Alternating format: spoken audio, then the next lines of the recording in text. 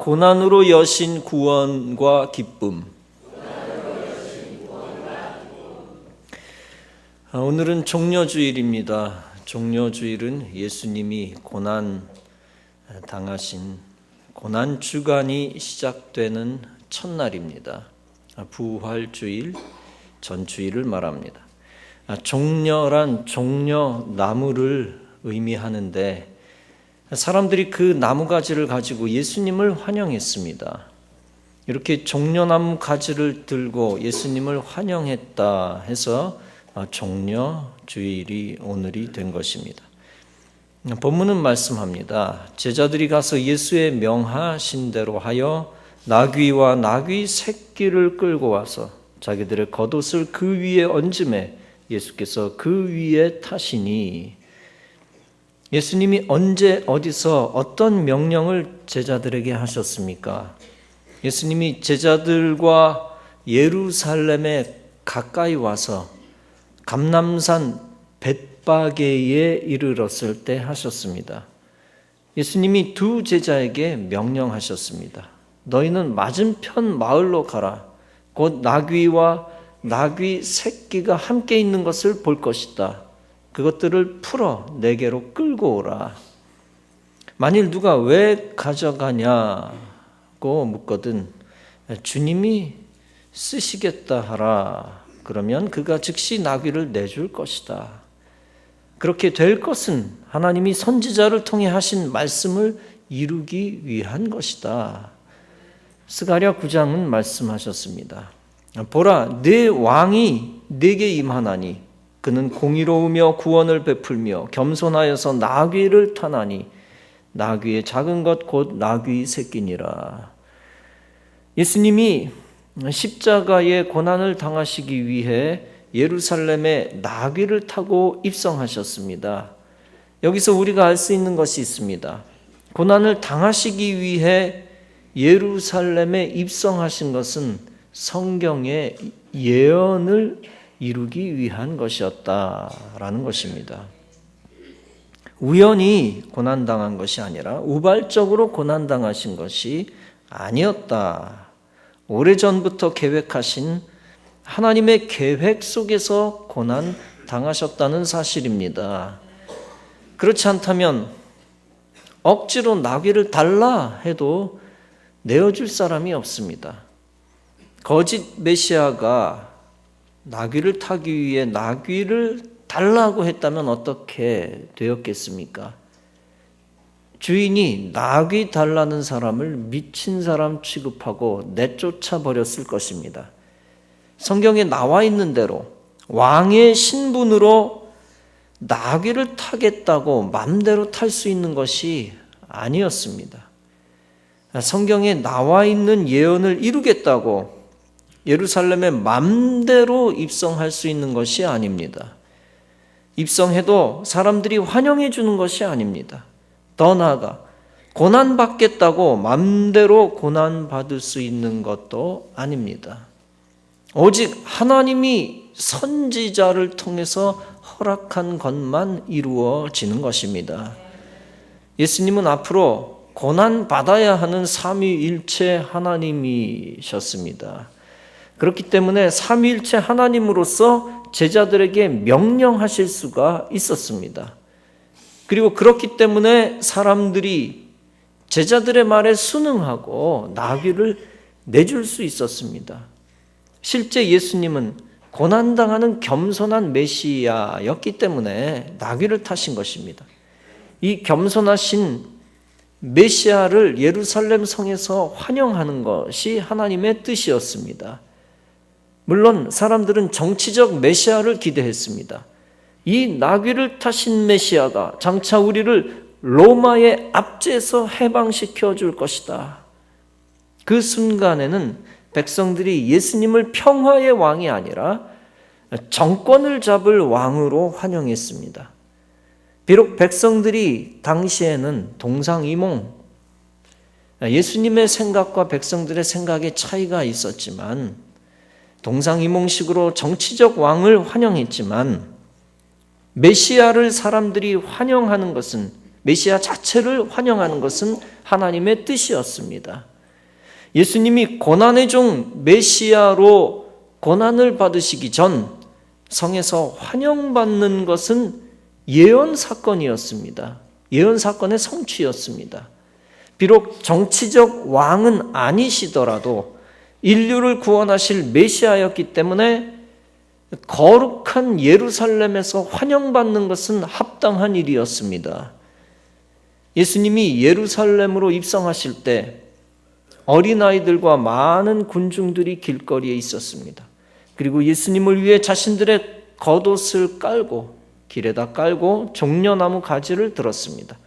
그리고 호산나 호산나를 외치며 예수님을 환영했습니다. 메시아가 이제 세상을 뒤집어 자신들을 구원해 달라는 것입니다.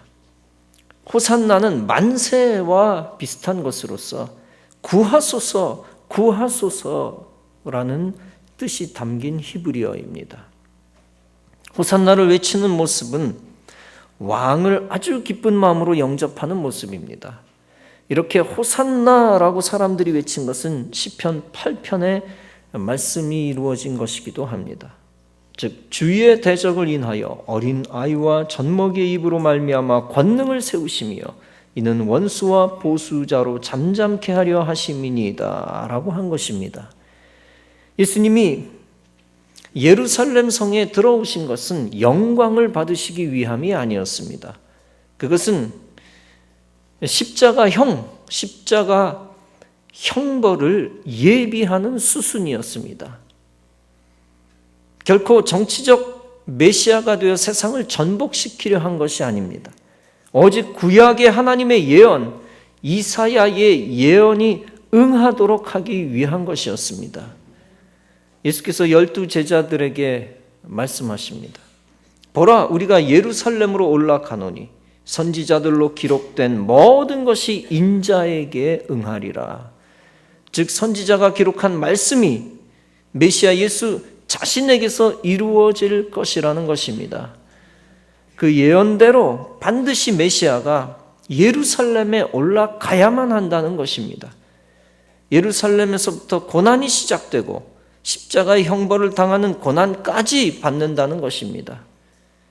이렇게 예수님은 십자가에서 죽으시기 위해 세상 죄를 지고 가는 하나님의 어린 양으로 입성하신 것입니다. 칼든 메시아로 입성하신 것이 아니라 희생 제물 어린 양으로서 어린 양 메시아로서 입성하신 것입니다. 그 고난은 인간이 마귀에게 속아 죄를 짓고 받는 형벌과 다릅니다. 종류가 다릅니다. 인간의 형벌로서의 고난과 예수님의 고난은 차원이 다릅니다. 인간은 너무나 많은 경우에 양심을 버리고 더러운 죄를 짓고 저주와 벌을 받습니다. 어떤 한 주부의 비극적인 결말을 소개합니다. 인간의 악한 본성 때문에 생기는 고난이었다라고 하는 것을 보여줍니다. 그의 남편이 8년 전 수억 원의 빚을 졌습니다. 공장에 큰 불이 나서 빚을 많이 지고 빚쟁이에게 시달립니다. 학교 다니는 아이와 유치원 다니는 아이가 있습니다. 이제 택배 보조기사로 남편이 일하지만 이자 내기도 벅찹니다. 이때 마귀의 유혹이 그 여자의 동생을 통하여 다가옵니다. 언니, 남자친구가 그러는데 월 1,000만 원 벌 수 있는 데가 있대. 결국 동생의 마수에 걸려 넘어가 하루 종일 한 일이 보이스피싱 전화를 해주는 일이었습니다. 아파트에 마련된 사무실에서 중국에 있는 조직원으로부터 이름과 전화번호가 담긴 리스트를 받습니다. 대포폰으로 하루 200, 300통씩 전화를 합니다. 안녕하세요, 대부업체인데요. 저금리로 대출을 받게 해줄 테니 체크카드와 통장을 보내주세요. 대출을 간절히 바라는 어려운 사람들로부터 금방 전화가 옵니다. 하루 200통씩 전화를 하면 반드시 한두 건은 성공했습니다. 넘겨받은 통장을 조직 쪽에 전달해 주는 게 자매의 역할이었습니다. 출근 이틀째에 자신들이 하는 일이 보이스 피싱임을 알아차렸습니다. 대출금이 전화받은 당사자들에게 온전히 전달되지 않는다는 사실을 알았습니다. 자기들이 보이스피싱을 돕고 있다는 사실을 알고 처음에는 애들 얼굴도 쳐다볼 수가 없었습니다. 한 피해자가 너도 새끼가 있는데 사기치니까 좋냐? 라는 문자를 보내왔을 때는 벌벌 떨었습니다. 죄책감을 도저히 누를 수 없을 때는 몇몇에게 보이스피싱임을 알려주었습니다. 이를테면 장애인, 자식의 결혼 자금을 모으던 아버지 등입니다. 죄송합니다. 보이스피싱입니다. 통장이랑 카드랑 지급 정지시키세요. 그러나 그 외에 보이스피싱을 도운 대가로 3개월 동안 3,121만 원을 받았습니다. 그러나 어설픈 범죄는 곧 서울청 지능범죄수사대가 아파트에 들이닥치면서 끝났습니다. 자매를 비롯해 조직원 54명을 붙잡고 33명을 구속시켰습니다. 전체 피해자는 280여 명, 피해 금액이 24억 3천여만 원이었습니다. 감옥에 갇힌 그녀는 기다리고 있는 아이를 생각하며 눈물을 멈출 수가 없었습니다. 여러분, 인간의 참혹한 범죄와 범죄로 인한 또 다른 형벌과 고난을 보여주는 사례입니다. 아무리 자신의 삶이 어려워도 또 다른 수많은 사람들의 눈에서 피눈물을 흘리게 한 것은 용서받을 수 없는 범죄입니다. 나의 삶이 곤고하다고 해서 모든 범죄가 정당화되는 것은 아닙니다. 내가 피해를 많이 보고 상처 많다고 해서 그것이 또 다른 범죄를 정당화해 주지는 않습니다. 여러분, 마귀는 남부러울 것이 없는 부유한 사람 혹은 교만한 사람 가운데도 침투하지만 모든 것을 다 잃어버린 충격받은 상처받은 사람 속에도 들어갑니다. 마귀가 노리는 대상은 따로 정해져 있는 것이 아닙니다. 남녀노소 빈부에 따라 따로 정해져 있는 것이 아닙니다. 인간의 욕심 가운데 들어가고 인간의 절망과 분노와 미움 가운데도 들어갑니다. 아무리 평범한 여자도 마귀에게 사로잡혀 속으면 죄의식 가운데서도 마귀짓을 하는 것입니다. 더 나아가면 죄의식이 마비되는 것입니다. 그녀는 석 달 만에 발각되어 차라리 맘 편하다고 고백했습니다. 이처럼 인간은 고난의 형벌을 받고 나서야 마귀의 마술을 현실적으로 깨닫게 됩니다. 여러분, 이 여자가 범죄에 연루되었기 때문에 무거운 죄값을 받아야 하는 것은 맞습니다. 그러나 영적으로 존재적으로 보면 저와 여러분을 포함한 모든 인생이 그 여자보다 얼마나 더 의롭습니까? 최악의 상황과 조건만 주어지면 사람은 누구나 어떤 식으로 돌변할지 모릅니다. 단지 은혜의 조건이 더 풍성하니까 심각한 범죄에 연루되지 않은 것뿐입니다. 인간은 아담 이후로 타락하여 육을 가진 인간은 다 죄인이 되었습니다. 인간의 육체는 죄를 추구합니다.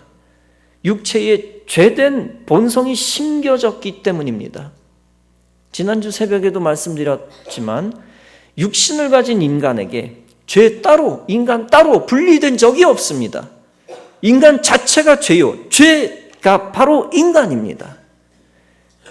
유전적으로도 죄의 DNA를 가졌고 후천적으로도 죄를 지을 수밖에 없는 존재입니다. 더 선하고 괜찮은 사람이 존재하는 것 같아도 본질적으로는 모두 죽어야 하는 죄인입니다. 인간 스스로의 힘으로는 하나님의 의, 그 거룩한 하나님의 의, 하나님이 원하시는 의를 생산할 능력이 없습니다. 전혀 없습니다. 영원하고 온전한 하나님의 의와 비교하면 인간은 아무리 의로워도 의를 내세울 수가 없습니다. 인간의 의를 가지고는 하나님 곁으로, 천국으로 갈 수 없습니다. 그래서 원칙적으로는 모두 다 마귀의 종로를 타다가 지옥에 갈 수밖에 없습니다. 그래서 로마서 3장은 말씀합니다. 모든 사람이 죄를 범하였음에 하나님의 영광에 이르지 못하더니, 이처럼 아담 이후로 모든 인간에게 죄가 들어와 죄를 짓고 죄의 고난과 형벌을 받습니다. 또 인간이 죄를 지으면 다른 사람에게도 고통을 가져다 줍니다. 자신도 멸망할 뿐 아니라 다른 사람을 죽음으로 몰아가기도 합니다. 지난주에는 강남 점집 무속인이 사기를 쳐서 많은 사람들을 망하게 했습니다. 굿 안 하면 당신의 부모님이 죽는다고 사기쳤습니다. 또 당신의 부친 가족 중 총각으로 돌아가신 분이 있는데 영혼 결혼식을 시켜주면 당신의 수명을 부친에게 준다라고 사기를 치기도 했습니다. 이와 같은 갖은 거짓말로 9차례 2억 6,400만 원을 뜯어냈습니다. 여러분, 점치는 것은 다 사탄의 역사입니다. 사탄은 반드시 인생을 불행하게 하고 죄짓게 하고 형벌받고 고난받게 합니다. 그런데 이렇게 인간이 죄 때문에 받는 고난과 주님이 받으신 고난은 분명히 다릅니다. 주님이 받으신 고난은 삼위일체 하나님 아버지가 아들에게 명하신 고난입니다. 주님이 받으신 고난은 죄 때문에 받는 고난이 아니라 인간의 죄를 대신 담당하시기 위한 고난입니다. 그 고난은 가치 있는 사람에게 불행을 가져다 주는 고난이 아니라 생명과 행복을 가져다 주는 고난입니다. 이 고난은 구약성경 이사야에서도 이미 예언된 바 있습니다. 이사야 53장은 말씀합니다. 그는 실로 우리의 질고를 지고 우리의 슬픔을 당하였거늘 우리는 생각하기를 그는 징벌을 받아서 하나님에게 맞으며 고난을 당한다 하였노라. 사람이 그리스도의 고난을 인간 수준으로 생각하는 거죠. 즉 메시아가 인간을 위하여 고난을 당하지만 인간은 메시아가 죄 때문에 형벌을 받는다고 착각한다는 것입니다. 그 고난이 비교조차 되지 않는 건데, 인간의 고난과 삼위일체 하나님의 고난이 비교가 되지 않는 건데, 선한 고난, 악한 고난, 죄의 형벌을 통한 고난, 거룩한 의를 위한 고난이 비교가 되지 않는 건데 사람들은 도매급으로 폄하를 한다는 겁니다. 그러나 그가 찔림은 우리의 허물을 인하며 그가 상함은 우리의 죄악을 인함이라. 그가 징계를 받음으로 우리가 평화를 누리고 그가 채찍에 맞음으로 우리가 나음을 입었도다. 여호와께서는 우리 무리의 죄악을 그에게 담당시키셨도다 라고 말씀했습니다. 즉 인간의 죄악 때문에 메시아가 대신 징계받는 것이 예정되었다는 것입니다. 메시아가 고난의 징계를 받아서 인간이 평화를 얻고 치유를 얻게 된다는 것입니다. 치유의 유일한 방법입니다. 그리스도의 고난, 메시아의 고난. 왜 또 메시아가 고난을 받게 되었는가 하는 것을 계속 말씀합니다. 여호와께서 그로 상함을 받게 하시기를 원하사 질고를 당케 하셨은즉 그 영혼을 속건제물로 드리기에 이르면 그가 그 씨를 보게 되며 그날은 기일 것이요 또 그의 손으로 여호와의 뜻을 성취하리로다. 창조주 하나님이 원하시는 것은 메시아가 질고를 받고 제물되는 것이라는 겁니다. 메시아가 제물되심으로 여호와의 뜻을 성취한다는 것입니다. 이 하나님의 아들 메시아가 예언대로 받은 고난은 성스러운 고난입니다. 그 십자가를 지시기 위해 반드시 예루살렘에 입성하셔야 했습니다. 뭐든지 수순과 단계가 필요한 것이죠. 바로 그 예루살렘 입성 사건을 기념하는 것이 종려주일입니다. 스가랴 9장은 말씀합니다. 시온에 따라 즐거이 부를지어다. 보라 내 왕이 내게 임하나니 그는 공의로우며 구원을 베풀며 겸손하여서 나귀를 타나니 나귀의 작은 것 곧 나귀의 새끼니라. 제자들은 예수께서 시키는 대로 나귀를 전혀 어렵지 않게 가져왔습니다. 그리고 제자들이 자신의 겉옷을 나귀에 얹어 예수님이 타시도록 했습니다. 왜 예수님이 예루살렘에 입성해야 했습니까? 또 왜 예수님이 입성하실 때 나귀를 타셔야 했습니까? 그것은 스가랴의 예언대로 메시아는 제물 되시기 전 예루살렘에 들어가셔야 했기 때문입니다. 위풍당당한 말도 있는데 왜 하필 나귀입니까? 그것은 예언대로 예루살렘에 강림할 왕은 겸손한 사랑의 왕이었기 때문입니다. 환호하는 사람들의 기대와는 본질적으로 다르게 평화의 왕이었기 때문입니다. 정치적 메시아처럼 로마 제국의 압제를 대항해 무력과 전쟁으로 나라를 되찾을 왕이 아니라는 것입니다. 예수님이 예루살렘으로 들어가신 이유는 어린 양 제물이 되시기 위해서입니다. 하나님이 어린 양이 되셔야 대속 제물이 되실 수가 있기 때문입니다. 대속 제물이 되셔서 대신 죽어주셔야 사람들의 죄를 책임지실 수 있기 때문입니다. 그래서 예수님이 십자가에서 어린 양으로 달려 제물 되셔서 피 흘려 죽으신 것입니다. 아들이 받은 고난 때문에 인간이 죄에서 해방될 수 있기 때문입니다. 어떤 목사님에게 정신지체 아들이 있었습니다. 목사님은 늘 아들을 위해 눈물로 기도했습니다. 아들은 매주일 휠체어를 타고 와서 기쁨이 충만한 모습으로 아버지의 설교를 듣는 것을 좋아했습니다. 아들은 몸이 불편하지만 예배드리는 것을 기뻐했습니다. 목사님 역시 그 모습 보고 아들을 사랑했습니다. 그런데 아들이 22살이 되던 해에 세상을 떠났습니다. 목사님은 아들 잃은 충격이 너무나 컸습니다. 낙심이 되어 사역마저 접고 싶었습니다. 그래서 잠시 시간을 내서 아프리카, 아시아 여러 나라를 여행하게 되었습니다. 그런데 목사님은 그곳에서 정말 비참하게 살아가고 있는 어린이와 어른들을 보았습니다. 그들은 문제와 어려움과 질병으로 살아가고 있었습니다. 목사님은 그 가운데서 주님의 사명을 깨달았습니다.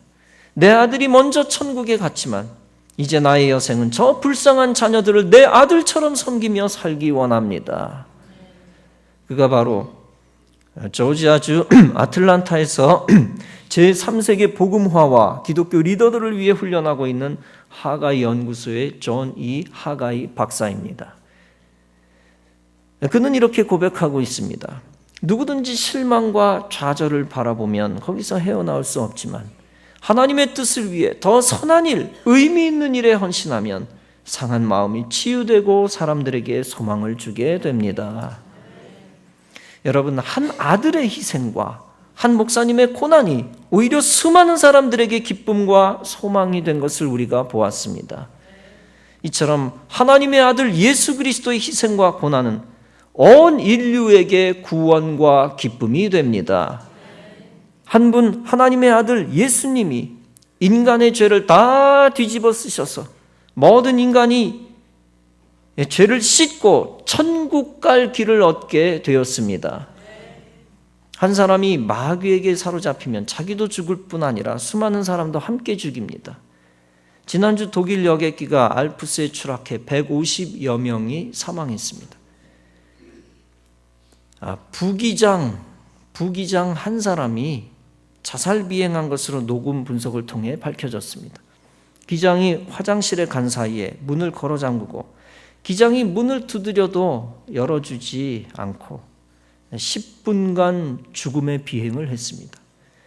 한 사람이 마귀에게 사로잡히니까 수많은 사람들이 함께 죽을 수밖에 없는 것입니다. 또 교주 한 사람, 이를테면 임한이 같은 신천지 한 사람이 마귀에게 사로잡히니까 그를 따른 사람이 다 영적으로 죽어 지옥 가게 되었습니다. 이와는 반대로 한 분 하나님의 아들이 전 인류의 죄와 수치를 십자가에 지고 죽으심으로 온 인류가 영적 생명을 얻게 되었습니다. 고린도전서 15장은 말씀합니다. 아담 안에서 모든 사람이 죽은 것 같이, 쉽게 말하면 아담 때문에 모든 사람이 함께 죽은 것 같이, 그러나 그리스도 안에서 모든 사람이 삶을 얻으리라. 그리스도 한 분 때문에 모든 사람이 함께 살아나리라. 즉 예수 그리스도께서 모든 죄인을 위해 희생양이 되셔서 죽으셨다는 사실을 믿으면, 즉 예수 그리스도를 믿으면 믿는 자마다 구원을 받게 된다는 것입니다. 그리스도의 고난은 다른 사람을 살리는 고난입니다. 인간의 육신과 영혼을 살리고 생명을 구원하는 고난입니다. 우리 인간이 받아야 하는 징계와 채찍을 그분이 대신 받으신 고난입니다. 마귀의 종된 인간을 하나님의 자녀로 바꿔주는 고난입니다. 더 나아가 인간의 고통과 저주를 끊어버리고 종식시키는 거룩한 고난입니다. 그 그리스도의 고난만이 인간의 행복을 가능하게 하는 것입니다.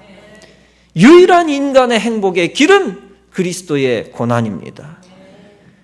그리고 그 예수 그리스도의 고난만이 우리를 영원히 하나님과 함께 거하게 만든 것입니다.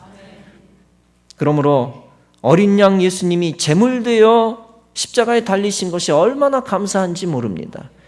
메시아의 입성은 메시아에게는 고통이었지만 나 같은 죄인에게는 살아난 기쁨이 있는 것입니다. 이처럼 예수 그리스도께서 구원과 기쁨의 문을 여셨는데 그리스도의 고난으로 열어주셨습니다. 그리스도께서 십자가의 고난을 위해 입성하심으로 우리를 위한 영광의 문을 열어주셨습니다.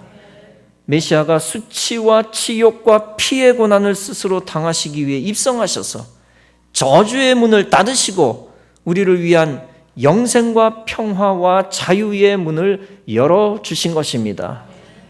사랑하는 성도 여러분, 그러므로 주님의 십자가를 귀하게 여기고 그 십자가를 자랑하고 사랑하시기 바랍니다.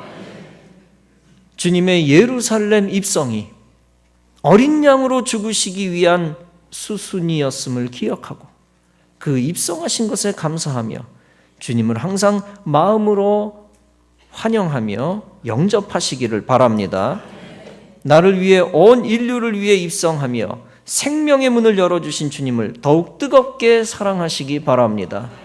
그리고 주님이 가셨던 십자가의 길에 동참하면서 예수의 참된 제자가 되시고 주님의 고통과 주님의 영광과 기쁨과 주님의 부활에 함께 동참하는 성도 여러분 다 되어지시기를 주님의 이름으로 축원합니다.